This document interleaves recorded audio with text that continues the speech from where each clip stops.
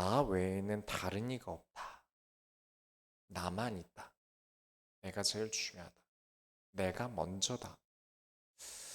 기독교인은 그렇게 살 수 없습니다. 성경을 정말 안다면 그럴 수 없어요. 그렇다면 뭐가 내 인생을 살게 만들까요? 우리가 이번 주 주일 말씀 생각하시면서 오늘도 다시 한번 내 인생이 뭔가 라는 것을 한번 되짚어보는 시간을 가지시기 바랍니다. 본론으로 들어가겠습니다. 첫 번째로 여호와를 찾으며 공의와 겸손을 구하라. 지난번에 스바냐 1장을 좀 생각해 보셔야 됩니다. 무슨 이야기들이 있었습니까? 성경은 언제나 죄에 대해서 엄중합니다. 그냥 두고 넘어가지 않아요. 그래서 하나님은 그 죄인들이 숨고 또 숨어서 죄를 짓는 일들을 등불을 들고 찾아내시겠다. 그들이 더 이상 죄 속에 있지 않게 하기 위해서 등불을 들고 찾아내겠다. 그러면 죄라는 게 무엇입니까? 여러분이 짓는 죄가 달콤할 수 있지만 2장 1절에 수치를 모르는 백성아 모일지어다 모일지어다 죄는요 수치가 됩니다. 금이 그어지는 거예요. 아주 심각한 범죄자가 죄를 저지르고 경찰에 잡혀서 얼굴이 공개가 되면 우리는 잘 됐다 하죠.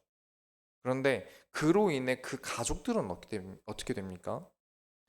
그 범죄자의 부모도 죄인이 돼버려요.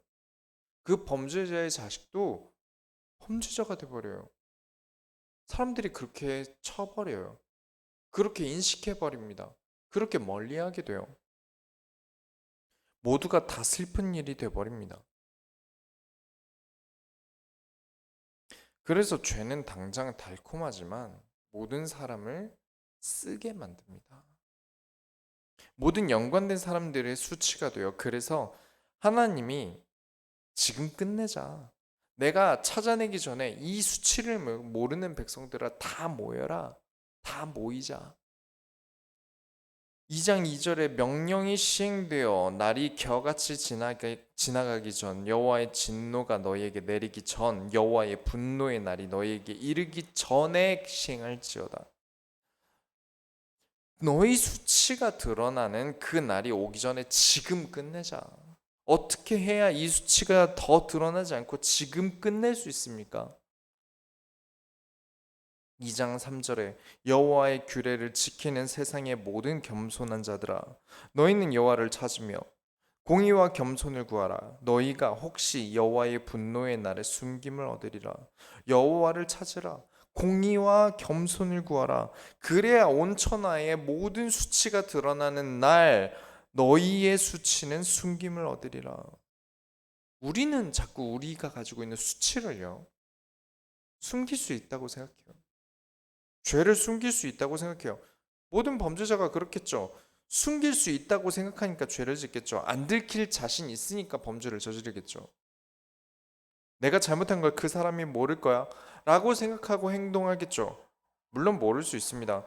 모든 사람이 우리 모든 사람이 다 그 뒷담화의 주인공이 되기도 하지 않습니까? 이 세상에 태어난 사람이면 다 누구든지 뒤에서 욕을 먹어요. 평가를 받고요. 잣대를 가지게 됩니다. 그냥 인간이란 게 그런 것 같습니다. 그런데 어떤 사람이 만약에 치열하게 한 사람을 두고 계속 욕을 하고 다닌다면 막 여기저기서 욕을 안 하고 다닌 데가 없는 사람이 있다면 그 사람은요, 그 욕을 하고 다니는 사람은 찔리는 게 있는 겁니다. 의도가 있는 거예요. 어딘가 절대 드러나서 안 되는 수치와 치부가 있기 때문에 그런 겁니다. 그래서 그 사람을 내가 욕을 많이 해서 사회적으로 매장시키면 괜찮을 거라고 생각하는 거예요. 이 사람을 매장시켜야 내 치부가 안 드러나겠지. 사람들이 다 얘를 미워하고 이상하고 나쁜 놈으로 생각해야 내가 이 사람한테 잘못한 게 안 들키겠지. 그런 겁니다. 어리석은 거예요. 뭔가 잘못한 게 있던지 심하게 열등감에 빠져 있는 게 있는 겁니다. 결국 본인이 얼마나 연약한지 광고하고 다니는 거예요. 주변 사람들마다 그 사람 욕을 하고 다니는 건 결국엔 돌아옵니다. 아, 내가 약한 걸 이 세상 사람들한테 다 광고하고 다니는 거예요. 내가 수치가 있다라는 거, 뭔가 모르게 내가 잘못하고 있는 것들을 광고하고 있는 거예요. 죄를 덮기 위해서 그래서 여러분 사람을 쓰지 마세요. 성경적인 방법을 씁시다. 하나님께 나아가세요. 왜 이런 빠르고 쉽고 너무나 좋은 길이 있는데 악으로 덮을 생각을 하십니까? 두 번째로 하나님의 보살핌 속에 사는 백성이 되시기 바랍니다. 4절부터는 이제 블레셋에 대한 경고로 이어집니다. 4절부터 5절에 있는 땅들이 전부 다 블레셋 땅이에요. 블레셋이라는 나라에 있는 땅들입니다. 그 땅들이 폐허가 되게 하고 뽑히고 벌어진다고 하는데 여호와의 말씀이 너희를 치나니 내가 너를 멸하여 주민이 없게 하리라. 그리고 2장 7절에 그 지경은 유다 족속의 남은 자에게로 돌아갈지라 그들이 거기서 양 떼를 먹이고 저녁에는 아스글론 집들에 누우리니 이는 그들의 하나님 여호와가 그들을 보살피사 그들이 사로잡힘을 돌이킬 것임이라. 6절부터 7절에는 하나님이 블레셋을 친 다음에 그 땅을 유다 족속의 남은 자에게 돌아가게 하시겠다고 하십니다. 여기서 우리가 살펴봐야 되는 건 그냥 유대인에게 돌려주겠다, 유대 족속에게 주겠다가 아니에요. 유대의 남은 자들에게 주겠다는 겁니다. 성경에서 남은 자의 언약은 정말 많이 나와요. 남은 자라는 뜻은 정말 많이 나옵니다. 그만큼 중요한 얘기예요. 이 남은 자는 나는 그냥 남은 자야. 난 말씀 듣고 있지 남은 자야. 이 정도의 얘기가 아닙니다. 남은 자가 되려면요. 기다린 자가 돼야 됩니다. 뭐 남은 자, 뭐 남겨진 자, 뭐 남을 자, 뭐가 됐든 간에 그 앞에 반드시 전제 조건이 있어요. 기다렸기 때문에 가능한 겁니다. 기다린 자가 되어야 돼요. 기다렸기 때문에 남아있는 거예요. 7절을 다시 보면 그들의 하나님 여호와가 그들을 보살피사 이들은 삶의 어려움 속에서 주변의 악행과 핍박 속에서 하나님을 떠나지 않고요. 하나님이 응답하실 때까지 기다렸어요. 당장 응답 없어요. 당장 하나님이 뭔가 내 살 길을 바로 열어주시지도 않으세요. 그러나 기다려요. 이들은 남았어요. 기다렸어요.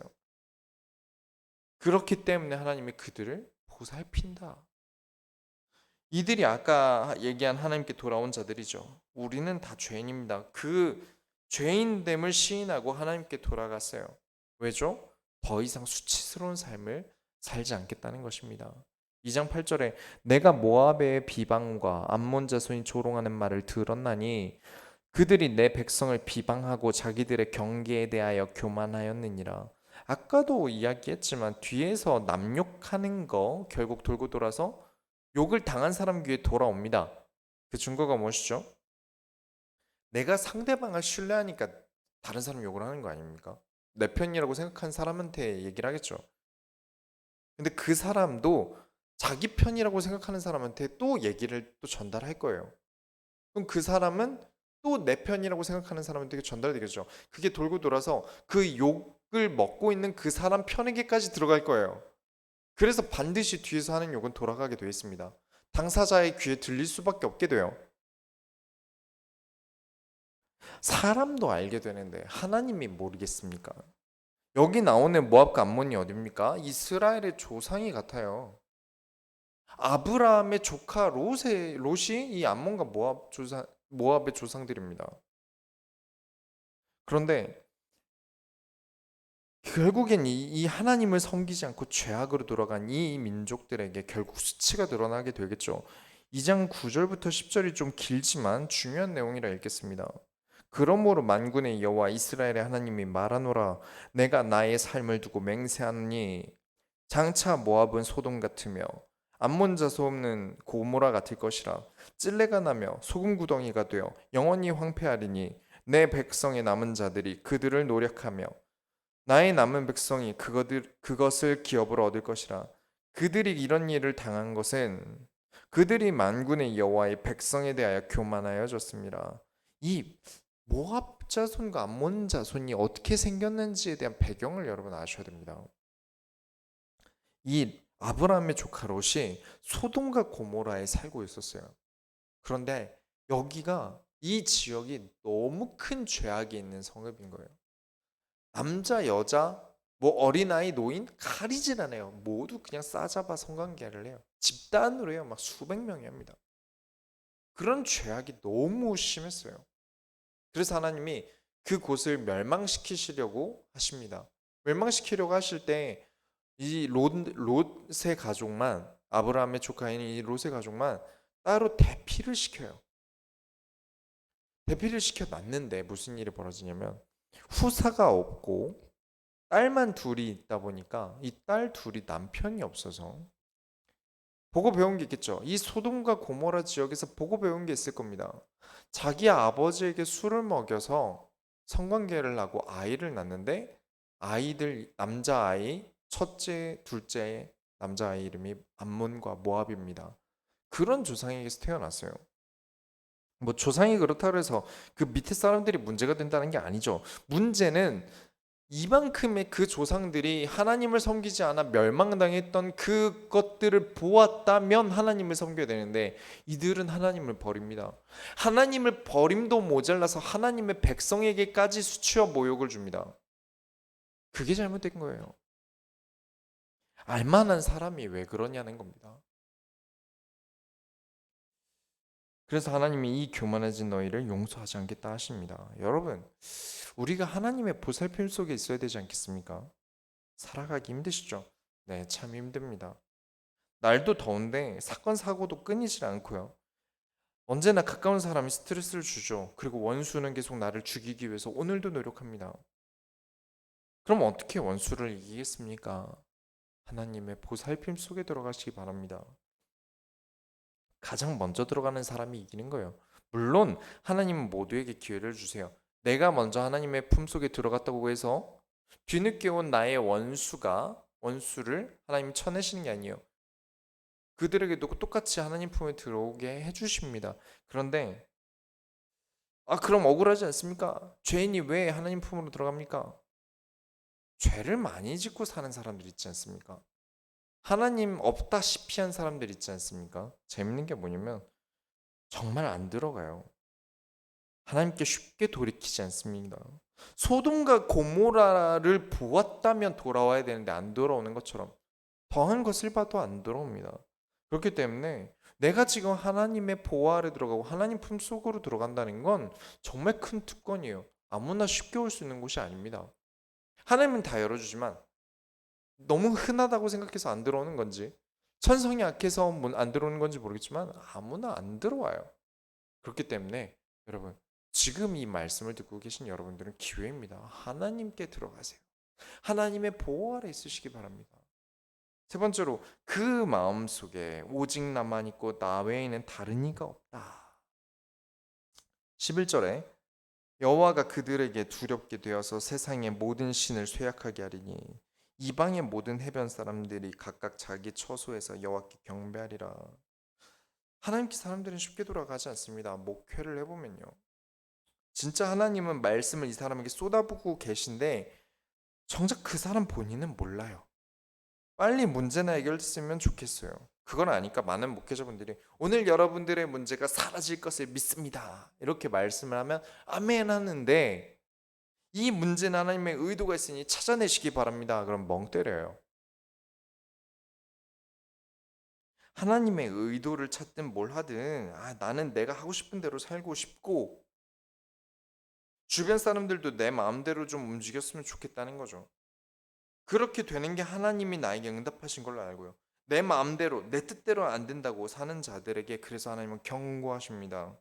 2장 12절 13절에 구스 사람들아 너희도 내 칼에 죽임을 당하리라. 여호와가 북쪽을 향하여 손을 펴서 아수르를 멸하여 니느웨를 황폐하게 하여 사막같이 메마르게 하리니 지금 바벨론, 암몬, 모압, 구스, 아수르까지 하나님이 싹 잡아서 계속해서 화를 내고 계세요. 왜 그리 하나님이 화를 내시냐면 마지막 절 오늘 본문 15절에 이는 기쁜 성이라 염려 없이 거주하며 마음속에 이르기를 오직 나만 있고 나 외에는 다른 이가 없다 하더니 어찌 이와 같이 황폐하여 들짐승이 엎드릴 곳이 되었는고 지나가는 자마다 비웃으며 손을 흔들리로다. 그 마음속에 오직 나만 있고 나 외에는 다른 이가 없다. 이게 문제예요. 나만 있어요. 하나님도 내 뜻대로 안 해주시니까 좋은 신이 아니에요. 헌금을 왜 내나요? 내 뜻대로 좀 잘 됐으면 해서요. 자식도 내 뜻대로 좀 움직여 주시고 내 부인, 내 남편, 내 직장 내 뜻대로 움직여 주는 호구이길 바라니까요. 그게 잘 되는 기쁜 성에 염려 없이 거주하면 어떻게 된다고요? 어찌 이와 같이 황폐하여 들짐승이 엎드릴 곳이 되었는고 지나가는 자마다 비웃으며 손을 흔들리로다. 거봐라, 지 마음대로 하더니 꼴 좋다. 지 멋대로 하더니 황폐해졌구나. 그래서 하나님이 안 주시는 겁니다. 응답을 주실 수가 없는 거예요. 바라는 대로 되게 해주시지 않으시는 거예요. 만일 내 마음대로 되는 세상을 하나님이 만들어 주신다면 하나님은 좋은 신이 아니에요. 좋으신 하나님이 아닙니다. 악한 하나님이에요. 왜죠? 내 마음대로 산다는 건 사람을 얼마나 악질로 만드는지 모릅니다. 주변 사람들한테 말 함부로 하고 갑질 아무렇지 않게 하고, 왜냐? 내가 이득을 볼 때 사람은 뒤를 돌아보지 않아요. 돈 앞에서 물러서는 법이 없습니다. 그렇게 세상에 악을 가득하게 만들 텐데 하나님이 그걸 허락해 주시겠습니까? 재앙으로 막으셔야죠, 오히려. 하나님이 그렇게 되도록 도와주시겠습니까? 결론을 내리겠습니다. 여러분은 소중하죠. 여러분은 너무나 소중하고 존귀합니다. 소중하고 존귀하다는 게 내 마음대로 해도 된다는 뜻은 아닙니다. 예쁘다는 게 예쁘면 성격이 싸가지 없어도 된다는 게 아닙니다. 돈이 많다는 게 남에게 함부로 해도 된다는 게 아닙니다. 여러분의 소중하고 존귀함을 누가 세우셨습니까? 하나님이 십자가에서 그리스도를 못 박으시면서 세우신 존귀함입니다. 그렇다면 내가 하나님 안에 있어야 진짜 보호를 받지 않겠습니까? 제가 저 기타들이 여기 이 자리에 진열되어 있으니까 보호를 하죠. 오늘도 비가 왔으니까 기름칠을 또 이따가 해줘야 되고요. 근데 아무것도 안 모르는 남의 집에 제가 불쑥 가서 제가 기타 닦아드리겠습니다. 할 일이 있나요? 여러분의 가치를 보호하기 위해선 하나님의 소유가 되세요. 다 하나님 겁니다 하셔야 됩니다. 그래야 하나님이 지켜주시고 보호하시죠. 내 겁니다. 내 뜻대로 할 겁니다. 하나님도 필요 없어요. 하나님 이거 보호만 해주시고 내 맘대로 하게 둬주세요. 그런 게 어디 있습니까? 하나님 겁니다. 내 맘대로 하지 않겠습니다. 그래야 하나님이 보호해 주시죠. 그래서 여러분 이번 주 주일 말씀 꼭 기억하시기 바랍니다. 꼭 인도 받으세요. 내 인생 살고 싶으시면 오히려 하나님께 인도 받으셔야 됩니다. 인도 받는다는 것도 결국 내 인생 아닌 거 아닙니까? 결국 남이 시키는 대로 행동하나 하나님이 시키는 대로 행동하나 어차피 내 인생 아닌 거 아닙니까? 결국 내 인생 죽이고 사는 거 아닙니까? 반박할 수 있는데요. 그건 진짜 하나님을 모르고 하는 말입니다. 하나님은 내 인성과 내 성품을 고려하시고 말씀을 주세요. 절대 대놓고 또 모든 것도 알려주지 않으세요. 우리가 예배를 드리고 말씀을 받는데 똑같은 말씀을 받지만 그 사람마다 그 말씀의 성취가 다릅니다. 사람의 인생들이 다 다르기 때문에 그래요. 하나님은 그걸 다 계획하시고 말씀을 주시는 겁니다. 내 인생과 하나님의 말씀이 시너지로 일어나는 게 진짜 성경이 말하는 내 인생이에요. 나밖에 없는 인생, 오히려 내 인생 아닌 겁니다. 하나님과 함께하는 인생이 진짜 내 인생이에요. 진짜 내 인생은 그런 인생입니다. 그래서 여러분 진짜 인생을 사는 하나님과 함께하는 인생을 사시는 모든 소원교회 성도들이 다 되시기 바랍니다. 우리가 하나님의 소원을 이뤄드립시다. 기도하겠습니다. 하나님 감사합니다. 오늘도 우리에게 말씀을 주시며 진짜 인생을 살 수 있도록 지금까지 내 마음대로 하려고 했던 인생이 아니라 하나님이 진짜 나와 함께 하심으로 내가 이 세상에서 행복을 누리다가는 진짜 참된 인생이 오늘 시작되게 해 주옵소서. 살아계신 예수 그리스도의 이름으로 기도드렸습니다. 아멘.